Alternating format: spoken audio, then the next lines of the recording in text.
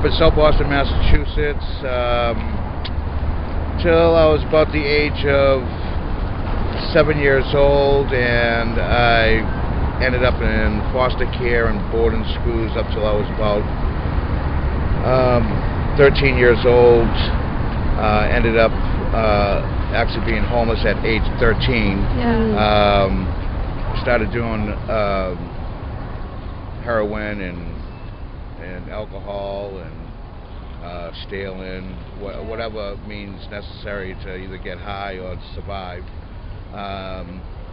By the time I turned 29, I actually already been clean for like 14 months. I actually hitchhiked to California in 1995 to go visit a couple of my sisters. And I ended up actually meeting my wife, who's actually out here with me this time being homeless. We both worked for the state of California for about 8 years, and up to about last year, year and a half ago, we lost our jobs from the cutbacks from Arnold Schwarzenegger, cutting back jobs in the state of California.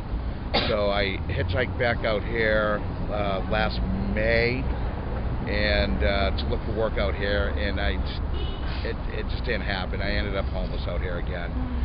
My wife was out in California at the time, but we haven't been away from each other in almost 16 years. She pleaded for me to actually get her out here, so I got up the money, sent for her out here, and we are currently out here trying to get whatever we possibly can, like housing, medical, dental. We don't do the shelters because we just don't drink, and we don't want to fall back into a category where we used to be, and we just don't want to, go that route. There's a lot of wet shelters, not a lot of dry shelters out here. Just wet shelters, and so we prefer to stay out. We can't do anything. We just take our chances out here. We just met a woman who said that she felt her life was more in danger in a shelter than on the street. And that's true. Yeah, that is definitely true. That is definitely true. And if you're laying down and people come by, they spit on you. Yeah, we've had that. Throw stuff at you, use a bullhorn. Really? We tell them, we had a bunch of college students this, what was it, October? Yeah, right? It was in October. They had college students, driving by like 4 cars with bullhorns saying, "You homeless people, get off my property, you suck, you fat this, and you scumbag," and what can you do? How does that make you feel? It makes us feel bad. It makes us feel like, we're not bad people. Yeah. And they're portraying homeless us people like ain't bad. We're bad. We're dirty. We're we don't have a brain. There's a lot of women that are out here single, and they do the climates out here.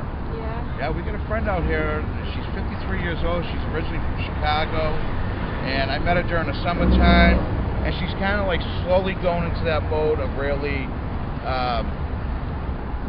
losing it. Like where she's starting to actually talk to herself and actually talk back to herself. So she's a great woman, but people just don't understand. The streets will put you in places you don't want to go. I mean, people commit suicide. They turn to alcohol or drugs, even if they didn't do it prior being out here. But that's what they do. They get so depressed they have to do something to get away from that depression. Us, when we get depressed, we have each other. We can talk to each other, or we can yell at each other. We can yell at each other. Yeah. And don't look down at somebody that. Don't put somebody down or shaking a cup or something. I mean, I shake a cup. Why? Because I used to be a thief, and I'd rather do this than rob you. Wow, that's great. And what's the best thing that a student could do in the city for the homeless? Best thing to do is just to listen, to understand the story. I mean, people have different stories out here, why they're out here. Our story's different from